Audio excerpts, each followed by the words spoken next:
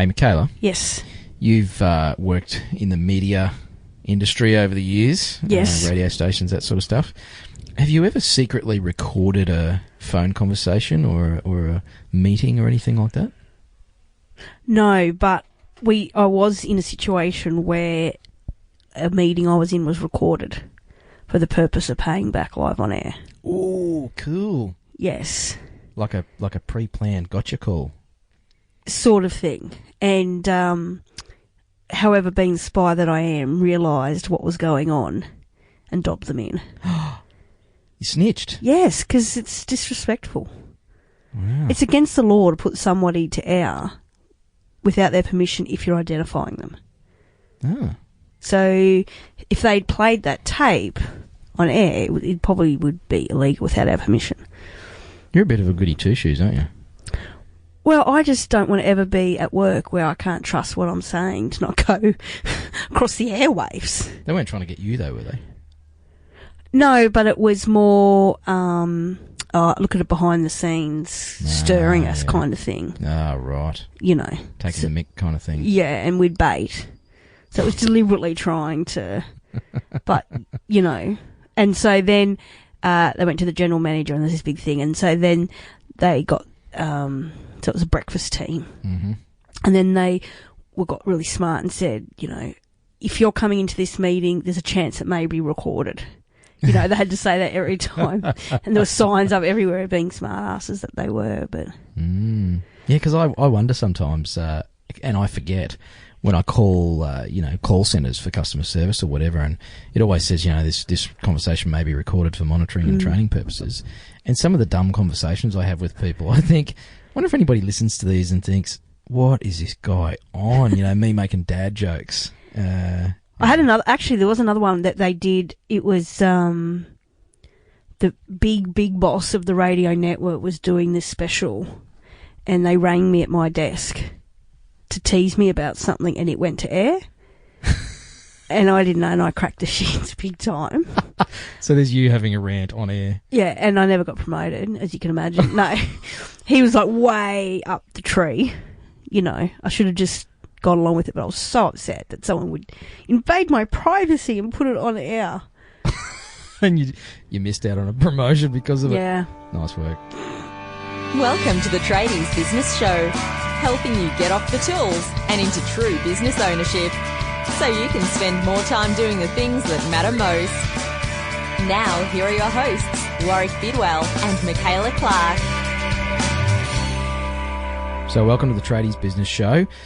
We don't generally secretly record conversations with people. Well, we haven't yet. I've thought about it a couple of times. Well, yes, we have. We did that phone call one. Oh, yeah, but we didn't. But we changed their names. We didn't do any. Yeah, so we can't do that. You can't put someone to air with identifying information. I never knew that. Yeah. I mean, I know it's probably not the best thing to do, but I didn't know it was actually a law against it. So are you saying we've recorded all our conversations for the past 2 years, Warwick? Maybe. I might be keeping them for blackmail purposes. I don't think I proved that gag reel that you put out for the 100th episode somehow. But I laughed.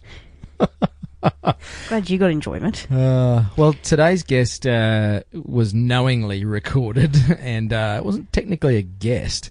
But what I did recently was I did a session with one of our listeners and Tradies Business Toolkit members. So Jen Carducci, and I hope I've said your name right, Jen, but Jen Carducci is a member of the Tradies Business Toolkit. She actually works with tradies as a bit of a consultant, I guess, a specialist consultant, and she had some questions about contracting, basically, and subcontracting and those sorts of things, pricing and pricing models. And I thought it would be good, first of all, to answer a question by doing a session with her. And this is one of the things about being a Toolkit member, if I can do a quick plug, is Michaela and I will jump in and give you a hand with specific issues. You know, if we see an opportunity to help you out and also create a bit of content and help some other members, we'll do that. So basically did a Skype session with Jen, and I got her permission beforehand, so I didn't do it secretly. And there was no extra cost for this one-on-one this consult. Is Just saying it was all part of it. Membership, you know, Yep. and we chatted for over an hour. and my hourly rate I think is a little more than $22 an hour, so pretty good value. But basically, I recorded the session with Jen, and she was happy for us to put it to air because it was kind of cool, and we covered some ground. It was a bit of a casual business chat, so it's not structured as an interview, but we think you'll get some good value out of it. And if you're doing any contracting, or if you're working with subbies in your trade business, then there's some good questions raised in this little session, a bit of a consulting session with Jen, and we thought we'd share it with you. So have a listen. It's not too long, and yeah, we'd love to see you in the Tradies Business Toolkit as well. Of course, if you go to tradiesbusinessshow.com/toolkit, you'll find out what you get and what the investment is, but pretty easy to get your value back from it. So even if you don't get a hot seat session like Jen did. So hope you enjoy. What's the challenge or the issue or the question that you want answered? Like, what is it that we're trying to... All right. So I've got two clients. Both of them have an injury. I'm just going to work out. Yes, they're both injured to a point where they can't return to their normal work. They can't be on the tools. One of them hasn't worked on the tools for about 3 years, and he's been sort of managing some contractors in the background, but he's really let go a lot of work. And so what he's wanting to do is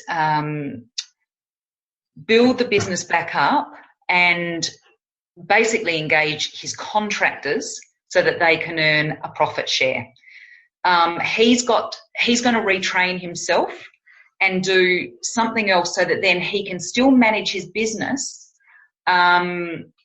doing this other stuff, but he really needs the contractors to be running all the building jobs. He's a landscape designer. Okay. So he needs them on site. He will still have time to go in and basically, communicate with the customer, do quotes, go on site and just make sure everything's set. But essentially, he just doesn't want to be on site. He's going to be off doing this other new part of the business that he's just about to get trained in on. Mm-hmm. And he really wants to, he's got a good group of contractors that he's been using for years. But what he wants to do is really, have them on board and engaged and committed to him. And so he's wanting to explore whether a profit share type arrangement will work rather than just an hourly rate. Yep. The other guy, I've just got to remind myself. He has a fairly successful building business. Mm-hmm.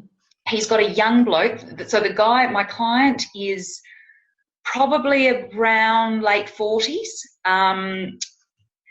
He has been managing a team of contractors. They've got a turnover around $1 million a year. Mm-hmm. And from that, his margin has roughly been about 12% until now. Then he's injured himself and he can't do anything. So what that means is that any jobs that he's been getting, he's completely off the tools. He's making zero. In fact, I think he's losing money. But he's got a young bloke. He's about 26 and he sees a lot of promise in him. He's still got quite a long way to go in terms of, really just setting up the benchmark in terms of his skills and experience. But my client's really willing to put in the training and to mentor him. And what he would like to do is offer this guy a position of responsibility so that he becomes the on-site project manager, a supervisor, and he engages him with a profit share sort of arrangement so that, this guy, he's one of those young blokes that really he steps up, if there's the ability and the, Yep. Yeah, cool. The carrot. That margin you said of 12%, that's net or gross margin? Net. Net margin. Okay, cool. Well, that's not too bad. Yeah, it's not too bad. But, that that was however long ago before he injured. Yep. So he's obviously got a lot of experience. I mean, he's the potential is there, and he's another one. He still gets work come to him and he turns it down, although he has got in for a couple of big tenders, and if he gets them, he'll be flying, but he just needs to have a structure. So I'm just helping him sorting out his structure moving forward. Yep. And so with both of those business owners, the two guys that, they're looking to do perhaps profit share type arrangement, they'll both be contractors, so they'll both be subbies essentially? Yeah. Yep. Okay. That's cool. I think so. And I guess that's one of my questions, is there any other way? Yep. So I've come across this a few times, and there's probably a few possibilities.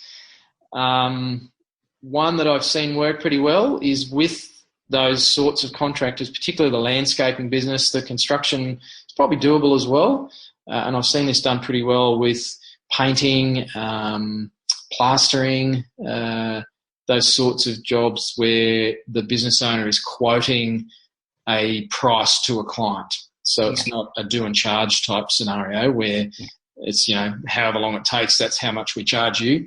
It's they go in, they assess the job, they do a quote, they present that to the client. The client says, yes, I'm happy to pay you $5,000 for that landscape, and off we go. So in that situation, what I've seen work well is with the contractor is we would potentially say to the subcontractor, to the contractor is, okay, here's a job, I'll pay you, let's say it's a $5,000 job that they won with a client, they might offer the contractor $4,000 or $4,500 or whatever to do the job. And so then it's up to the contractor to manage materials costs, his own time, but he knows with some certainty how much he's going to make from that job. So, it's almost like he's running his own business, but he's being fed those fixed price jobs by your client. Got it. And then there's a margin in that for your client. So really he just becomes almost like a bit of a broker, and obviously he's still in a client relationship, so he needs to make enough out of that. But if you looked at that sort of a margin, he's got next to no overheads potentially because the contractor's carrying a lot of that stuff. Yeah. And on that $5,000 job, if he can make a 20% margin on that, farm it out to the subby for $4,000 who reckons he can make, his 10 or 15% net on that, they both kind of get the benefit of it. You just have to work through those numbers and figure out what's going to be reasonable, and maybe do a comparison with what the subby would have gotten on an hourly rate. Yeah. Just good point. Up. So that's one way I've seen work pretty well. And a painter, in fact, one of our listeners to the show and another member has done that in the past, of just he would go and quote a job, and then he'd say to his contractor, righto, this job here, I'll give you $2,500. Don't care how long it takes you. There's certain quality expectations in place. And then it's up to the subby if he wants to go like crazy and get it done quicker. Still gets paid the same amount of money, or if he's on a bit of a go slow, it doesn't impact the business owner then, because that's the challenge, is if you're paying. People tend not to work quite so efficiently and quickly. So that could be one possibility for both of those businesses, perhaps. Yeah. Is there, when you're doing some big quotes, I recall someone mentioning that that you can actually put like a supervisor's percentage or a project management percentage on top of a quote, which covers the cost of that person who's not actually on the tools. Yeah, so it's just building that into the pricing, and so your clients would have to make sure they get their head around the fact that they are including a charge for themselves on that. I mean, you sort of run into some of the headspace issues around, I'm too expensive, or clients won't pay for that. But But if it's just built into the price, then yeah, they need to actually allow for themselves to make some money out of that job. So you wouldn't put that as something separate. You wouldn't say, here's, $10,000 for project management purely. You just sort of integrate it into other costs and bump them up a bit. You could put it in separately. It just depends how you pitch that to the client or the prospective client. And I did work with a landscape company for a while where some clients chose to project manage some of the construction and other aspects of the job themselves. And so they would take that out. I mean, you have the challenge then that the jobs don't necessarily run as well. Yeah. So if you put it separately, then I guess you run the risk of a client saying, oh, so I could save myself $10,000 if I project manage the job myself. Yeah. So a bit of a double-edged sword there. Yeah.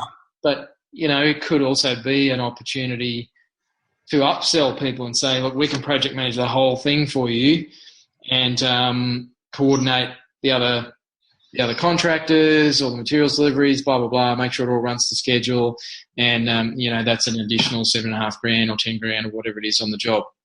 I'd probably be inclined just to factor that into the total price. Yeah. But still sell the value in the fact that, for this $20,000 fee, it's to full completion, full project management of the job, quality guarantee, all that sort of stuff. So it's just a package price.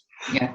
So you don't run that risk of people trying to pull bits out of it to reduce their budget, and then it ends up becoming one of those nightmare jobs that, the client ends up having to do it all so they protect their reputation and not get paid for it. So, that's something I'd be mindful of.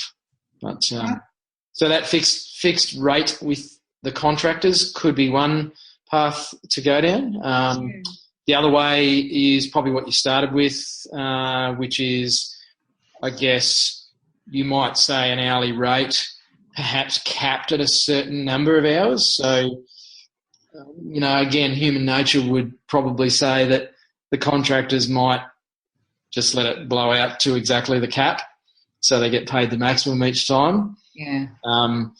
But the way to perhaps encourage efficiency is a little similar to having employees in a workshop or something where you get paid on productivity. So you would split the difference with them and say, look, I'll pay you an hourly rate up to this. Anything you save, like if you get the job done quicker than that, I'll kind of split the difference with you so there's still a win in there. Yeah. And put in place a bit of a hybrid productivity bonus for them. All right, sounds good. And then the third one is what you said originally, is just actually sharing the gross profit on that job. So if it's a $10,000 job and the business owner has created that, to allow for, say, $2,000. Want to be more than that, but say it's 30% gross profit, so $3,000 profit on the job. Say to the contractor, if you can bring it, keep the materials on budget and the time on budget, same again. I'll share 20% of the gross margin on that job with you. And then a fixed rate so that they're not encouraged to blow their time out. So it's like I'll pay you $5,000 plus 30% of the gross profit on the job. Based on materials costs and other contractor labour, if they're using machine hire or some of those other subbies, plumbing or anything else, particularly in the landscaping business. Yeah. All right. Good. Thanks for giving me something to work with there. That's great. But as Can far I as, ask another question? Yeah, go for it. So before, when you asked me about whether the margin was at 12%, whether that was net, I mean, I don't see that very often. Because I think that's pretty good. Yep. Is that good? Like what's generally what you aim for? Oh, as much as possible. But, obviously. Typical sort of figures. Look, most of those trade or service type businesses are doing well if they're getting up into double figures. So around the 10% is about what we see. It doesn't mean that it's great. So anything over 10 as a basic benchmark is pretty good. Yeah. approaching 15 to 20% net margins is a healthy business. I mean, you look at any business, that's a pretty healthy business, particularly in that materials and labour type business. It's pure service based. Obviously, your margins are a lot better because you don't have all the cost of sales involved. Yeah. But yeah, 12's not bad. I mean, it's sustainable. But like, I've got a few that are on 5. Is that bad? Well, it depends on the sort of business, I guess. But if they're a smallish business running on 5% net margin, I mean, that's sailing pretty close to the wind. Yeah, it is, isn't it? Doesn't take much of a shift in costs or a drop in revenue, and all of a sudden they can't cover their fixed overheads. Yeah. For a really big business, it's still pretty lean, but you look at a business turning 5 or 10 million at a 5% net margin, and it's still a reasonably healthy monthly cash flow. But if it's a business doing 300 grand, I mean, they're barely making wages, so they're not even making wages. 15 grand a year. It's not enough to justify running the business, really. No, it's not. But it also depends if that 5% net margin is after the owner has paid themselves a wage through the books. Okay, so that's the owner benefit, is that margin, and that's sort of needs some sort of remedial action around that. Some tough decisions perhaps about... Yeah. I mean, they pay their office expenses, the running of the vehicle, they put what they can through the business, but really it's not much. And that's where, sounds a bit harsh, but I would look at something like that and say, well, this isn't actually a business. This is more a part-time job if it is a smaller business. And then it just becomes a decision. Are they happy with that? Is that their goal? Or are they actually wanting to make a decent income and, does it have growth potential? Can it be improved? Or is it actually time to make a decision about, I'll just go and work for somebody else, get paid 3 times as much with none of the stress, less of the stress and none of the financial responsibility of being a primary contractor. Yeah. Tough choices. Absolutely. All right. I think that's all I've got for now. Well, I hope that was useful. Yeah, it's good. Thanks. Awesome. And by all means, any other questions, just drop them in the group, or we can do this and do another recording and turn you into a podcast. Yeah, right. You're on. Cool. You've been listening to the Tradies Business Show with Warwick Bidwell and Michaela Clark. Want to get off the tools and into true business ownership? Find out how at tradiesbusinessshow.com.